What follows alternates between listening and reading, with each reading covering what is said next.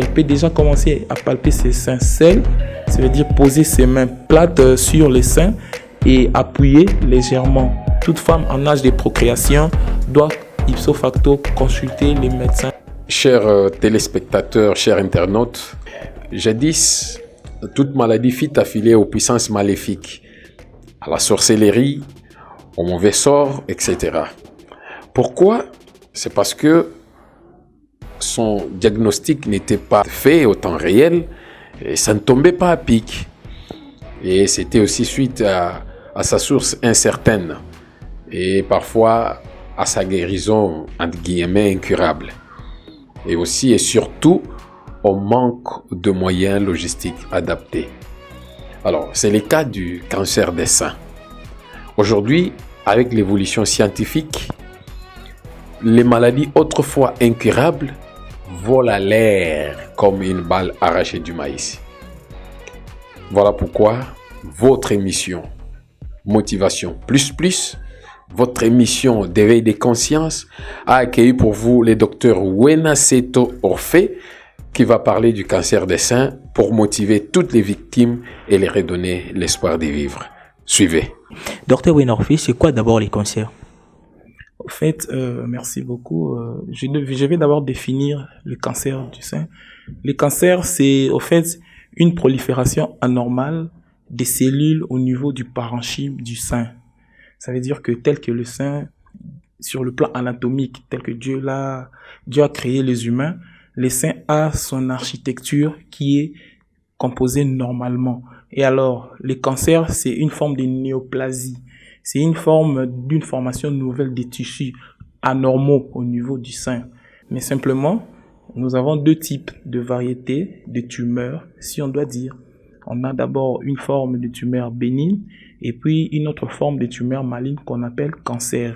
Mais n'exclut que toute tumeur au niveau des seins ne veut pas dire cancer. Vous voyez?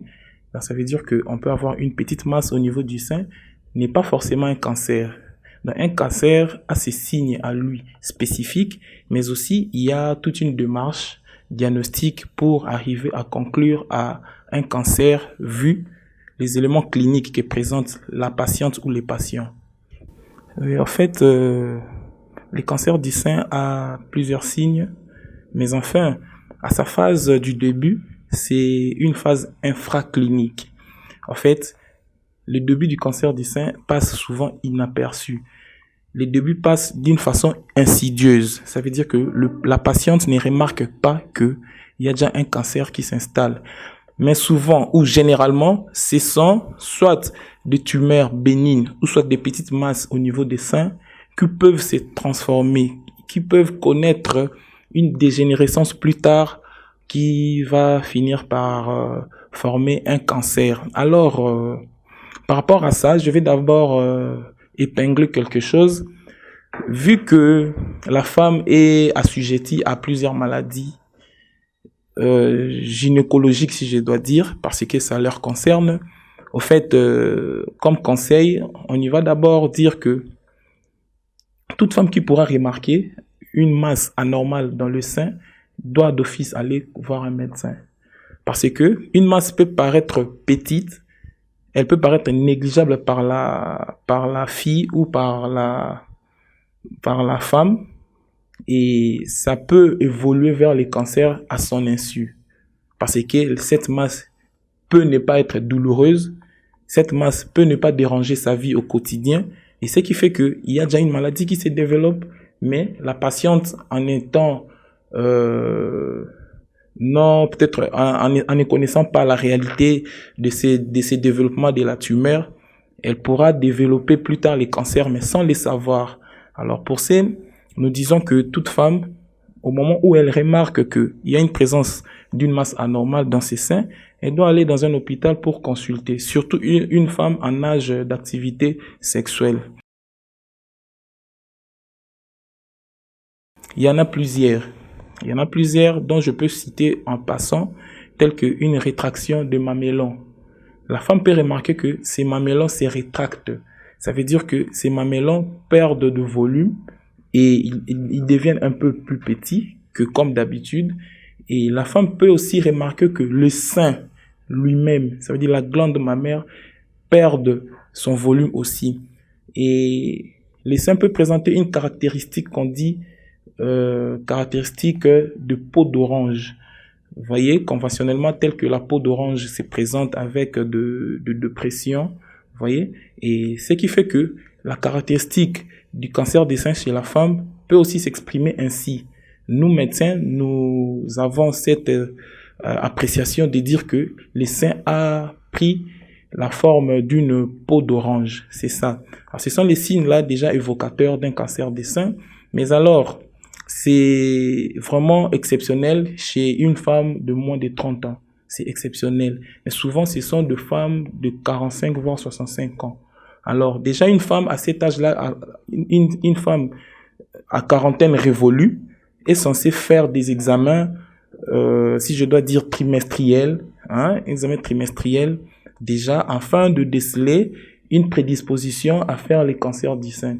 Parce qu'il y a des tests génétiques, peut-être dans notre milieu ici, c'est pas de norme, hein, mais sous d'autres cieux, il y a des tests génétiques que l'on fait pour déjà écarter l'hypothèse d'une prédisposition de la femme à faire les cancers du sein.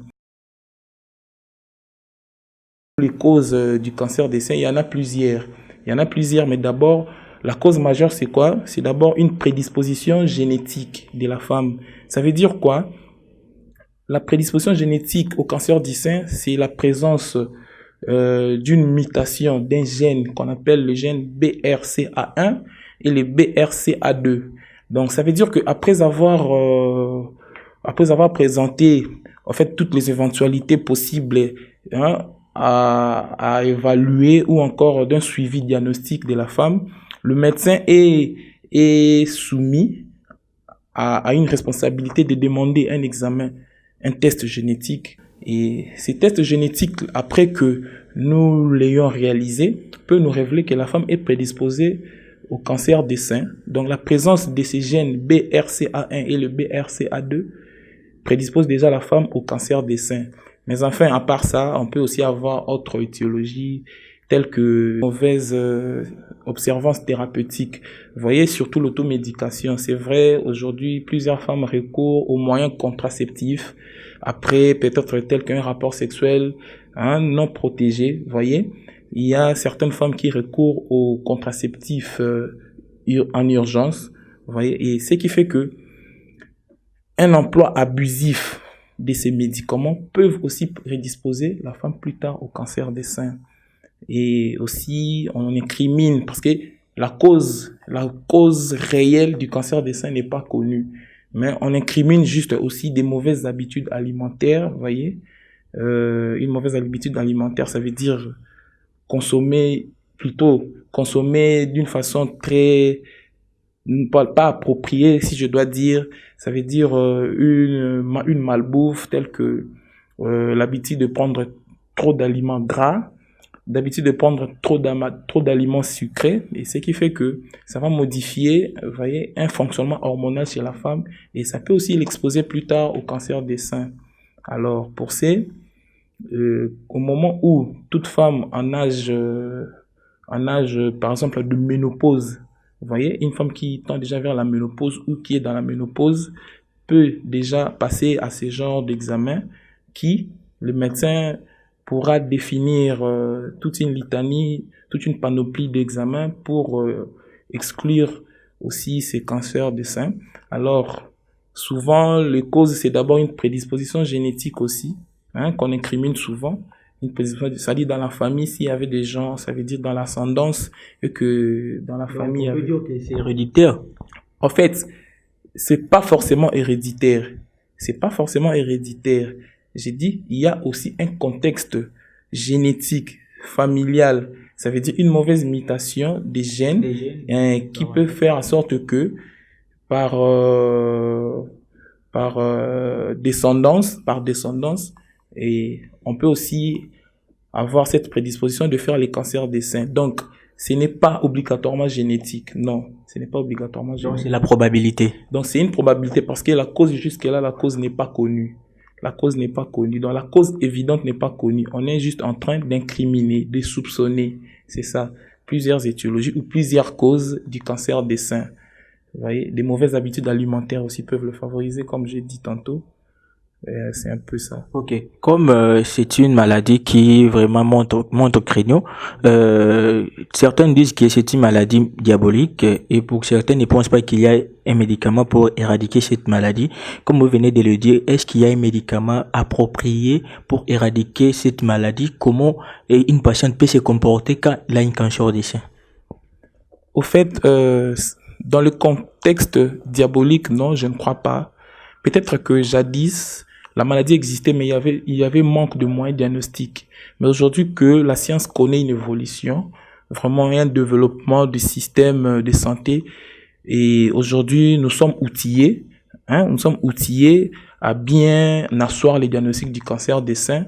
Et moi je crois que le contexte diabolique n'a pas sa place d'être, vous voyez. Et alors, par rapport à sa prise en charge, moi je dirais que le cancer des seins, en fait, toute néoplasie, toute maladie tumorale maligne peut avoir une bonne récupération si et seulement si elle est diagnostiquée un peu plus tôt. Vous voyez, au moment où on constate quelque chose d'anormal dans le corps, dans l'organisme, surtout au niveau sénologique chez la femme, au moment où elle consulte un peu plus tôt, et plutôt que la prise en charge est placée, la femme a quand même une espérance de survie longue, vous voyez. Mais jusque-là, il n'y a pas un traitement définitif. Nous n'avons que des adjuvants.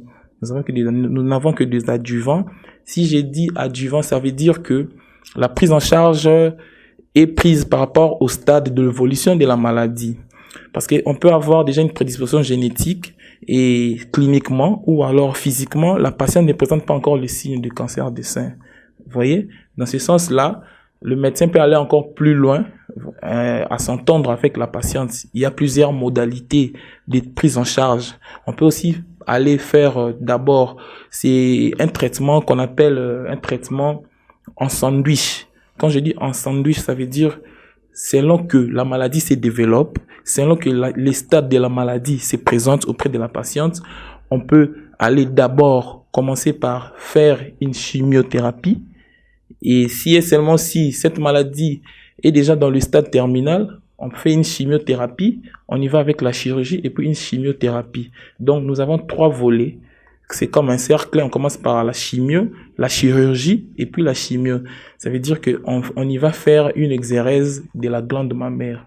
On enlève la glande mammaire pour que la patiente ait quand même un espoir de survie, parce que la tumeur ou les cancers se développent aux dépens des tissus du sein. Au moment où on enlève les seins, et la maladie peut connaître une régression de développement. C'est un peu ça. Et alors, si et seulement si la patiente est vue tôt et que la maladie n'a pas assez développé, tel que la maladie n'est pas arrivée à un stade qu'on appelle les stades de métastase. Ça veut dire que les cellules cancéreuses se sont dispersées dans la circulation sanguine pour aller atteindre d'autres organes. Ça peut aussi créer des métastases, ça veut dire au niveau par exemple de poumons. Là, on peut avoir des signes respiratoires chez la dame. Elle vient, elle a une tumeur des seins, mais à un stade avancé, on peut encore avoir des signes respiratoires. Une toux chronique, vous voyez, on peut aussi avoir ça. On peut aussi avoir la métastase aussi au niveau des organes génitaux internes, tels que au niveau ovarien, vous voyez. Au niveau utérin aussi, au niveau de l'utérus, on peut avoir des métastases, voire même au niveau cérébral. Alors là, c'est plus dans les stades avancés. Nous conseillons à toute femme en âge d'activité sexuelle ou encore en période de ménopause de consulter l'hôpital à tout moment et faire des bilans de routine afin d'exclure les risques de faire la maladie. Mais aussi, toute femme, jeune que soit-elle, peut commencer même avec des gestes simples à domicile, faire une autopalpation. Une autopalpation, ça veut dire qu'elle peut déjà commencer à palper ses seins seuls. Ça veut dire poser ses mains plates sur les seins et appuyer légèrement. Si et seulement si elle constate une masse anormale qu'elle n'a jamais eue dans ses seins, elle doit courir vite à l'hôpital. Aussitôt que l'on remarque une masse aussitôt traitée, la femme ne court plus le risque, parce que toutes ces masses-là, bénignes soient-elles, elles peuvent plus tard se compliquer à un cancer. Vous voyez?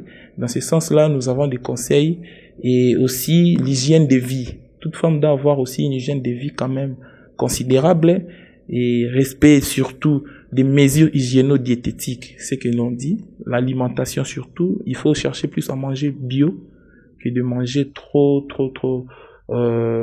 artificiel, tel que de boîtes de conserve, tout ça, pas trop. Vous voyez? Puis éviter aussi des trucs là comme des poulets maillots, ceux qui sont filmés là, parce que à travers ça aussi, on peut rattraper, à travers des tonneaux là qu'on utilise, on peut rattraper les cancers du sein. Bon, au fait, quand on doit dire que interdire aux gens de manger le poulet, c'est pas évident. Vous voyez, ça ne fait pas l'évidence parce que on est humain, on doit se nourrir de la viande.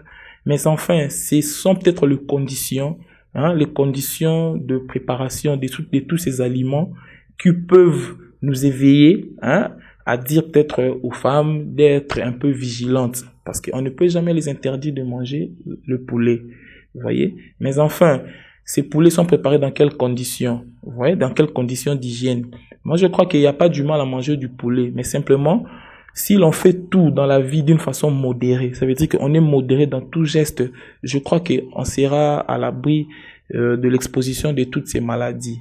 Donc, ça veut dire que au moment où nous mangeons de viande, nous devons le manger, mais d'une façon un peu modérée. C'est pas tous les jours que nous devons manger la viande. Il faut qu'il y ait une variété d'alimentation, manger beaucoup plus de fruits, il faut manger équilibré parce que la diététique nous impose de manger 5 différents fruits par jour. Alors peut-être que la population n'a pas le budget ou encore on n'a pas de moyens pour nous procurer de toutes ces conditions de vie.